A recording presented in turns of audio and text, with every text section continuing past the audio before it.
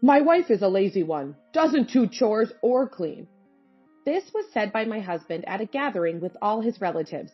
When mother-in-law Julianne praised me, my husband immediately responded with a laugh. In disbelief, I looked at my husband. He still had a forced smile. Julianne and the other relatives all frowned and started whispering. The room quickly became uncomfortably tense. Actually, I couldn't hold back and spoke up. Anger was making my shoulders shake. My husband always looked down on me, citing his education and age. But to be spoken of badly in front of relatives? I have my pride too. Watch me, husband. My name is Hannah. I turned 30 this June. I met my husband John 3 years ago. He's younger than me and always insisted on splitting the bill on dates. Hannah's been working longer. She should take care of me as the senior in life, he'd say casually. I had no words to respond. I was too astounded to respond. I debated continuing the relationship with such a person, but in the end, my feelings for him won. I accepted his proposal a year ago, and here we are now. But age wasn't the only thing my husband bragged about. Over dinner one night, he said proudly, "When I was a teenager, I was scouted for show business." "You do have a handsome face," I admitted. He was blessed with good looks, tall and well-featured, but he never managed to make it in show business. He often flaunted his looks and youth, alienating those around him. Yet, he never thought it was a problem. "Everyone's just jealous of me. That's why it didn't work out," he claimed. I always just responded with, "Sure," said. It was clear to me that his attitude was problematic, but pointing it out would only lead to childish sulking and more trouble. There's another thing he's smug about. "I graduated from a much better university than Hannah. All my family went to that college." That's impressive. His alma mater was indeed prestigious. Anyone would praise his intellect upon hearing the name. "My cousin is a doctor and his wife a lawyer. A perfect match," he'd say. Yes, they are. His implication was clear, and it made me sigh in exasperation. But he continued without caring about my reaction. "Where did you graduate from again? Some third-rate college and working at a dull company? And you dare to call yourself my wife." "Why did you marry me then?" I asked, frowning. I had thought he loved me, but the reality was different. "I was in a hurry." "Huh?" "My family was pressuring me to marry. Maybe I made a mistake." He said this while stabbing a cherry tomato with his fork and tossing it into his mouth. "So marrying me was a mistake?" I asked, my voice trembling. He glanced at me coldly and nodded. "Yeah, if I had more time, I would have married someone better. You don't even have a better degree, and you're already 30. What's there to praise about you?" That's awful. I stood up from the chair, appetite gone. I took my dishes to the kitchen. His voice followed me. "Make sure you clean up my dishes too. That's a wife's job." I bit my lip in frustration. This was a joke. I was the one who made the wrong choice in marriage. He never loved me. He just married me for convenience, and is now enjoying looking down on me. How terrible. I was close to tears. Sitting on the edge of the bed, head down, he entered the bedroom. "About the day after tomorrow." "What?" My voice was cold, but I held back the tears. Crying would only make me more miserable. He looked at me silently for a while, then asked, "Hannah, are you mad?" "Why would you think that?" "Are you jealous of me? I guess that's inevitable, but I really need you to listen to me." He shrugged his shoulders, clearly not thinking he was in the wrong. "Anyway, there's a family gathering the day after tomorrow. I expect you, as my wife, to behave in a way that won't embarrass me." "I work at a third-rate company. I don't have money or fancy clothes," I retorted with sarcasm. He coughed uncomfortably. "You could rent a dress. Can't you think of that?" "Are you saying you won't buy it for me?" "Why should I?" He backed away, looking like a victim. Is that all you wanted to say?" asked. "If there's nothing else, leave me alone. I'm going to sleep." "I'll sleep too. Yeah, let's call it a night." He decided on his own and crawled into bed. "But eventually, we need to have kids." "You don't want children with me." "It's the parents. They're nagging." His words were selfish, devoid of any love for me. I realized even before our marriage, he never cared for me. When I wore uncomfortable high heels for a date, "You walk funny in those," he said with a mocking smile. "Oh, I might have forgotten my wallet." A few times he said that, making me pay the entire bill. Still, I believed in him. No, that's not right. I believed in my intuition, convinced that he was the only one, desperately trying not to be dumped. Maybe he appreciated my desperation and chose me as his wife, a convenient woman who would do as he says. His family home was grand and somewhat old-fashioned. Inside the large room, many relatives gathered. "Mom, I'm home." "Oh, John, welcome back. Haven't seen you, Hannah, since the wedding." "Yes, it's been a while," I nodded. Then he quickly said, I'd love to come more often, but she's too shy. Oh, don't be so formal. You're part of the family, Julianne said, smiling. But in her smile, there was a hint of the same mocking tone as her son. I never refused to go to his family's house. In fact, it was the opposite. He always made excuses to keep distance from his family, using me as a convenient excuse. Hannah, could you help with the cooking? I can't manage alone. Oh, no, Mom. He exaggeratedly shook his head. Also, I guess he's trying to say something bad about me. I had an idea of what he might say, but his words were more than I expected.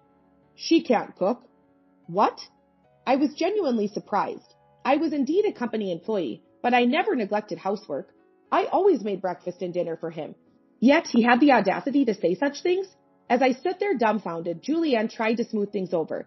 But you do other chores, right? Balancing work and house chores is impressive. That's not... Right, Mom, she's not impressive at all, he said, looking like he was the unfortunate one. She's a sloppy wife who doesn't do housework or cleaning. What? Really? Julianne frowned. Relatives who overheard started gossiping. I looked at my husband, unbelieving. He continued, a pathetic smile on his face. It didn't seem like an act, as if he truly believed I was a useless wife. I need to say, I was trembling with anger. I had reached my limit. I glanced at him. No sign of remorse on his face. He seemed intent on playing the victim. Hannah, is what my son's saying true? Lloyd, entertaining guests in the back, approached. I let out a breath. With it, my words followed. What?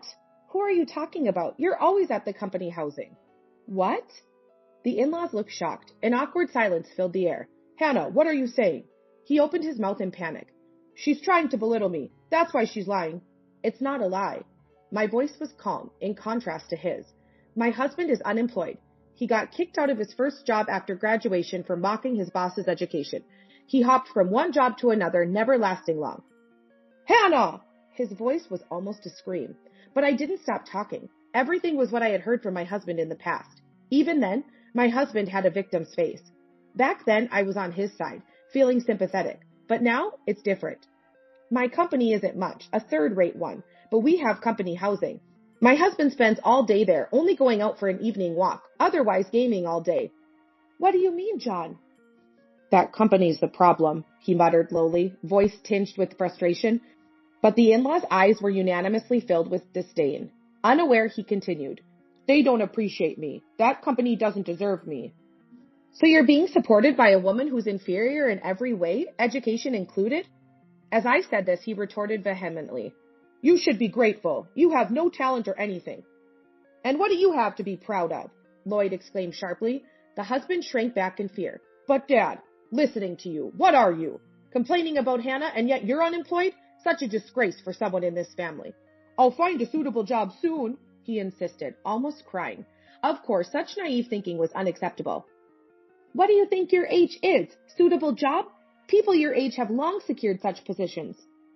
Even Mom, he finally broke down crying. It's terrible. Everyone's ganging up on me. It's all true, isn't it? I said, exasperated. You avoid coming home because you know you'd be scolded like this, and then blame me for it. Your job is to make me look good. The last thing I wanted to hear. He didn't love me. The fact was now clear. But maybe, just for this time, it was okay. I didn't have to hold back anymore. You wanted grandchildren, right? What's this all of a sudden? Julianne looked perplexed. No wonder. It was a bit abrupt in this context, but for me, it was a natural topic. I had been debating whether to discuss it for a long time. Don't worry. John has 3 mistresses. One of them will surely give you a grandchild. What did you say? Julianne held her head. John, not only are you jobless, but what have you been doing elsewhere? It's because she lacks the charm of a woman. Place! Julianne scolded him. Already crying, my husband now began to wail louder. They're all younger and more attractive than you, but they're economically incapable, all pitiful. The pitiful one is you. I thought I'd confront him with reality. I knew it all along. Your excuses about going for walks or visiting friends, because... I turned back and said, Please come in, Mia. Yes. Responding and entering the room was a beautiful blonde. Just as my husband said, young and attractive. And until recently, she believed in my husband. John, I was just a game to you. No, I like you much more than my wife, but you don't have the ability to make a living. Being a novelist is uncertain. Having a concrete dream is much more respectable than you. I raised my voice. My husband looked around fearfully, seeking help, but no one reached out to him. Everyone looked at him with contempt. Hannah, what have you done? Now my reputation is ruined. Stop blaming everything on me, I spat back at him, his resentful eyes on me. Mia was planning to marry you and even started part-time work in addition to her writing. Mia, is that true? His expression brightened. Mia crossed her arms, rejecting him. But it was all for nothing. That's not pointless. If you're willing, I'll leave Hannah. To think you'd easily abandon your wife like that? We're done, Mia argued back. My husband hurriedly tried to follow her. But then Lloyd's voice was thrown at his back. Pathetic, John. Dad, like I said earlier, Hannah is a terrible wife who can't do any housework. I've been enduring it. I was speechless. My husband seemed intent on clinging to his lies until the end. At that moment, someone entered the room, replacing Mia. Stop belittling my daughter. Hannah's mom? My husband looked surprised. I wasn't. After all, I had called Mom here. I had been waiting for this day. I told Mia the truth to get her cooperation. It was hard to tell Mom everything, but it was necessary.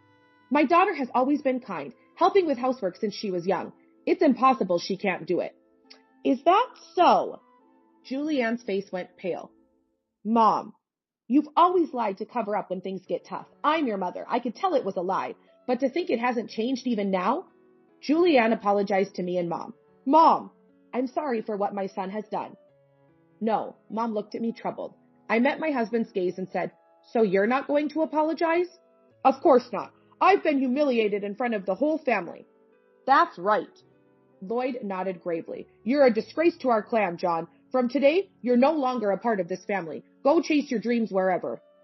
Dad, what are you saying? You're joking, right? The only joke here is your existence. Lloyd rebuked my husband. He trembled and collapsed on the spot. How am I supposed to live now? I hate to say this while you're down, but... I thrust the prepared divorce papers in front of him. Sign this, please. Hannah, even you're abandoning me? You abandoned me first. I left those words behind and exited with Mom. Wait! Footsteps chased me as I stepped into the corridor. My husband grabbed my arm. Please, don't abandon me. Why don't you ask your mistresses? Though they all know now that you're married and have been deceived. Naturally, they were angry. Mia was their representative. No one would believe him anymore. Hannah, please forgive me. It's impossible. I shook off his hand. I've been preparing for this day. I thought I wouldn't be able to protect myself otherwise. Protect yourself? Yes. I looked up at my husband with a stern expression. If I hadn't protected myself, I'd be humiliated by you now. That's, To my husband's faltering words, I said, marrying you was a mistake. Hannah. My husband started crying like a scolded child. I walked away, never looking back. My husband was reluctant to agree to the divorce. Calls came daily to my mobile phone. I didn't answer. I knew what he wanted without having to talk. Please don't divorce me. Cheer up. I answered the phone once, reluctantly, to hear such whining. Obviously, he didn't miss me, just clung to my financial stability. I'm just clinging to my financial ability. This is so obvious that no matter what is said or complained about, I can only feel annoyed. Mia called me. Mia? He sounded momentarily hopeful. But my words dashed his sweet delusions. She's moving, starting over in a new town. What about me? She didn't mention you. Seems like she's completely over you. No way. His voice froze. I thought it was for the best. Mia is still young, and she's also beautiful. Beautiful with a dream of being a novelist. It would be a pity if she ruined her life associating with someone like him. The other mistresses seem to have cut him off too. Otherwise, he wouldn't be so desperately relying on me. You're all I have left, Hannah. Why? I feigned surprise. Why do you think I would help you? Because you love me, right? Even now, my husband was pushing his perceived attractiveness. I couldn't help but laugh. I did like you indeed. Then? But that's in the past, I declared firmly. Voicing it out loud helped me reaffirm my feelings. I don't love him anymore, not even a bit. The fact that I ever loved such a person feels bitterly regrettable. Goodbye then. Wait, Hannah! His voice was filled with anguish. I mercilessly ended the call. A few days later, the divorce papers with my husband's signature arrived. I looked at them and let out a sigh of relief. Hannah, long time no see. Mia stood at the door, bowing her head. I smiled and invited her in. How's the novel going? Thanks to you, I managed to meet the deadline. That's great. I offered her coffee, relieved. It was a strange connection, but Mia and I had started keeping in touch since then. We both fell for the same man and suffered similarly. Your advice really helped me. Don't take an amateur's opinion too seriously. No. Mia looked directly at me. You were the first person to seriously listen to my problems, Hannah. Really? Yes, that's why I'm grateful. Mia smiled gently. Even as a woman, I felt nervous being smiled at by such a beauty. But Mia seemed unaware of her effect. Over coffee, she continued. Hannah, what about your next romance? No way. I was clear. I've had enough of men for a while. What about you, Mia? Well, Mia blushed and looked down. I could guess. You have someone you like? People always say I fall in love easily. Maybe they're right. Mia looked embarrassed, but I found it endearing. Why not? Go for the next love. You think so? Yes, I guarantee it. You deserve to meet a wonderful man and be happy. Thank you, Hannah. Mia finally looked up, blushing more attractively than before. After Mia left, I looked around my room. It's a company housing provided by my workplace where I still live. My husband? No, ex-husband. What became of him? It's unclear. Seems he was disowned by his own family, and he never holds a job long. But that's a problem he brought upon himself. Dependent on me, belittling me, trying to ruin my life. He no longer exists in my life. Ah, nice weather. I stretched widely near the window, feeling light and refreshed as if I were a cat. I was free.